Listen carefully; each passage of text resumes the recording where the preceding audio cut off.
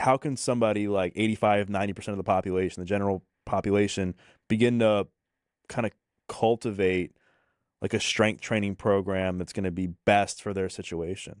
Well, there's a few things. The average person would get exceptional results for a long period of time, because there's a lot you could do with this, with about 45 to 60 minutes twice a week of strength training. Okay. Or 20 minutes a day, 5 or 6 days a week of strength training where you do like a couple exercises. That's appropriate for most people. Now, the next question is, what's the intensity like? Okay, fine. It's only 2 workouts. I must need to beat myself up. No.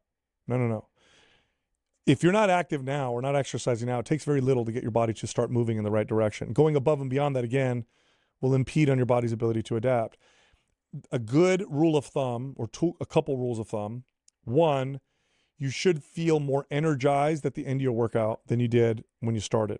If you feel like you got beat up, if you feel like you're just wasted and depleted, you did too much. So if you start your workout at, let's say, a 7 with energy, you finish your workout like, man, I'm like a 10. Like, okay, probably the right amount of intensity. Also, treat strength training like skill acquisition. In other words, instead of going to the gym and thinking I'm going to hit legs, go to the gym and say, I'm going to practice squats and I'm going to get good at them. Or instead of thinking I'm going to go hit back, go to the gym and say, I'm going to go practice pull-ups and get really good at them. Or I'm going to practice overhead press and get really good at it. That tends to direct people in the right direction when it comes to intensity, because they're perfecting the skill. They get more out of the exercise with better technique, and they end up getting stronger more effectively versus just trying to fatigue a particular body part, which typically results in poor technique, form, and over application of intensity. And I think also most people, they kind of go to the gym and at times they have like poor exercise selection. I think at times, like I think when you only have 45 minutes twice a week, I think just going in and doing like calf raises and bicep curls, well, I think like for the novice exerciser, it can be great because you're at least, the whole something is better than nothing mentality. But I think for the person who's really trying to make the most of their time and get results, I think you have to be careful with what you do. So like, what would you say is like the do this, not that regarding exercise selection? So long as you can perform these with good technique. I mean, the best exercises you're going to do are these what are known as gross motor movement exercises or compound exercises. So now why? Because they do so much for the amount of time spent doing them. You're going to get so much more bang for your buck. So an example of a 45-minute workout would be 3 sets of barbell squats, 3 sets of bench press, 3 sets of barbell row, and maybe 3 sets of overhead press. Okay. So you've done 4 exercises, but you've essentially worked the entire body. And you've got a lot of bang for your buck. Another example would be like, deadlifts, pull-ups, an incline press, and maybe, a seated overhead press or something like that, right? So compound lifts will give you much better results for the time spent doing them than those isolation kind of single joint type exercises. Like you're going to get better bicep gains from doing, supinated grip pull-ups while you're squeezing your arms at the top than you will from curls. These compound lifts just tend to work better that way. Now, I'm not saying there's no benefit to the single joint isolation exercises. I think they're valuable, especially for correctional exercise purposes, and especially as you become much more advanced and you need to add more volume to your training. But I mean, if I took somebody right now who was a relative beginner and I had them strength train and I picked, 10 compound lifts and that's all we did, and then, we progressed them with weight and, maybe sets and stuff like that. I mean, you're looking at 2 or 3 years of consistent progress without having to ever do anything else. And so I think one of the other things, at least as in my experience as a trainer, and also I think when I was starting out just on my own workout journey, that can be challenging for people is how do you figure out like the right intensity? I know you kind of touched on that. Like how do you actually start to progress in the gym? Because you can have the workout program all day and just say, oh, I'm going to do squats, I'm going to bench, I'm going to bent over row. But if you're not pushing yourself and giving your muscles a reason to grow, they're not going to grow. So what are your thoughts on that? Yeah, but the reason to grow is, the reason is above and beyond what your body's used to. So when I train, it's very different. I've been working out for decades than, let's say, somebody who's just getting started. Somebody who's just getting started who's very sedentary, 1 set of 10 reps of bodyweight squats will be enough to get some strength gains going. If I did that, it wouldn't do anything. I think practicing the lifts, number one. And number two, you want to stop typically about 2 or 3 reps before you think you're going to not be able to do the exercise anymore with good form. So if you're doing squats and you're on rep number 8 and you're like, I think I might be able to get 2 more good reps, stop right there. So about 2 reps short of what would be considered failure, but we define failure as form breakdown, not I can't move anymore. That's too much. And so do you think like comparing something like a leg press to a squat is almost like irrelevant? Like they're essentially doing the same type of thing as long as you're hitting it? I mean, you could say that. I mean, a squat is just so much more superior than a leg press, but they're both compound lifts, so you could put them in the same general category. I would say squat is just much more functional, different range of motion. You're supporting the weight by standing. It requires more skill. It improves more functionality and mobility. It's also harder to do, though, so a lot of beginners won't be able to do a barbell squat, so a leg press might be a good substitute. So as far as like overrated and underrated exercises, what would you say are a few that stand out to you that you've seen over the years? It's a tough question because you got to understand my background, right? I trained people and I trained trainers for 2 decades. Right. Every exercise is extremely valuable when it's applied in the right place. And every exercise can be dangerous or invaluable if it's used or applied inappropriately. So that's a tough question to answer. I would say, generally speaking, focusing on those big gross motor movements are going to move you in the right direction. Overrated exercises tend to be, not always true, but tend to be these kind of isolation-based exercises or movements where some bodybuilder says, work this specific part of the muscle type of deal. That tends to be, those tend to be a waste of time for many people. Like I said, those big compound lifts you'll just get so far with them. Those other exercises, like I've seen people go sideways on a chest press machine and do I could see some value in specific populations, but most people, like, why are you wasting your time doing that? Right. What about like balancing on like a ball and doing like squats? Like that's what I think about when people are like, oh, well, I'm working the stabilizing muscles. I mean, again, it depends on what we're trying to work on. If we are trying to work on balance and stability, it may be valuable. Right. Now, it got overused for a while there in the training space where everything was on a balance ball. But in some cases, it may be valuable. Now, if you see someone loading plates on a bar and standing on a physio ball, like, yeah, now you're doing it.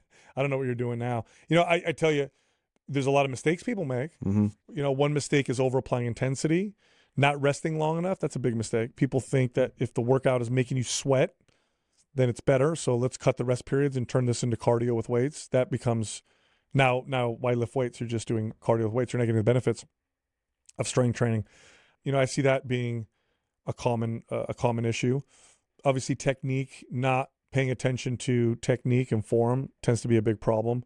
I'm trying to think of exercises that I would say, wouldn't be so beneficial to lots of people. I think combination exercises are tend to be stupid. Like when you see someone do like a lunge to curl to overhead press, you see trainers combining like 4 or 5 exercises. You're not getting a lot out of doing all of that because the weight is insufficient for some of the movement and also too much for other parts of the movement, unless your goal is to get good at doing a squat curl or lunge curl to overhead press.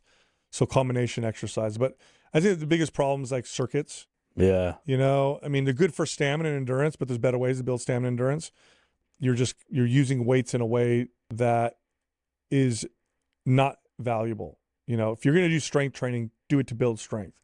If you want to build endurance and stamina, there are great ways to build endurance and stamina, and weight training isn't necessarily one of them. Using an Airdyne bike or sprints or, that kind of stuff is probably going to be better for that. One of the things that I did early on in my fitness journey was like superset. I read like the Arnold's Encyclopedia of Bodybuilding, and it was like chest and back. So it was like, I forget the exact workout, but it was like you bench, do a set of pull-ups, bench. Yeah. Do you think that's effective if people are resting accordingly? Superset is different because it's not so many exercises that it becomes cardiovascular. Superset's 2 exercises. I can see there's definite value to a superset for I'd say for bodybuilding in particular. There's a lot of different ways to do superset.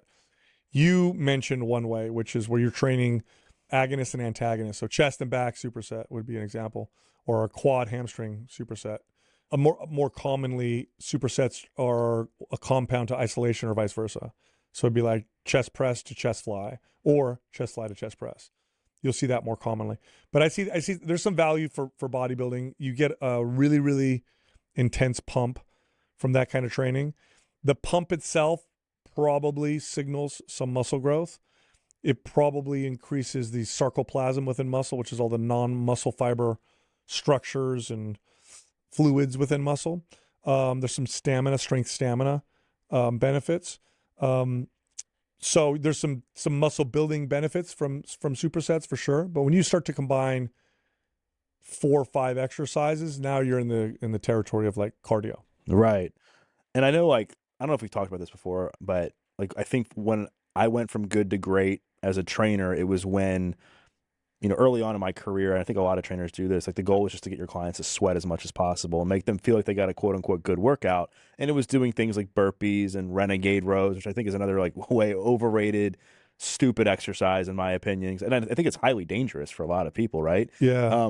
Well, I mean, like an exercise like a renegade row, okay? If I'm doing that just to get you tired, yeah, it's dumb. Like, right. And a lot of us did this early in our careers as trainers. Like, let's just get them tired. Let's pick some hard exercises. A renegade row as a back exercise, dumb. Right. It's not a great back exercise. A renegade row as a counter rotation exercise, pretty good. That's actually the value. The value of it is not the row. The value is in strengthening what's called counter rotation. Now, there are other ways to do counter rotation that might be better. But again, that's my point. Like, exercises applied improperly means that they're worthless or dumb, regardless of the exercise. Exercises applied properly in the right context means they're valuable.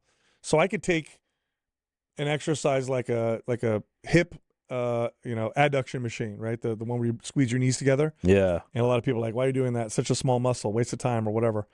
Well, I mean, for correctional exercise purposes or for some specific forms of hip instability, it's very valuable. Might be the most valuable exercise someone can do within their workout. I mean, I can think of other ways to do it as well, but my point is it's not as cut and dry as people think. But, if someone's like basically, just asking me a basic question like, I just want to build muscle, speed up my metabolism, get strong, then it's like, okay, deadlift, bench press, squat, overhead press, barbell row, add some rotation, add some split stance stuff, and you're good. I think one of the other things that people do wrong, and you've touched on this, is just the overemphasis of cardio, whether it be just going to the gym and just strictly doing cardio or keeping your heart rate up too high during strength training sessions or whatever the example is.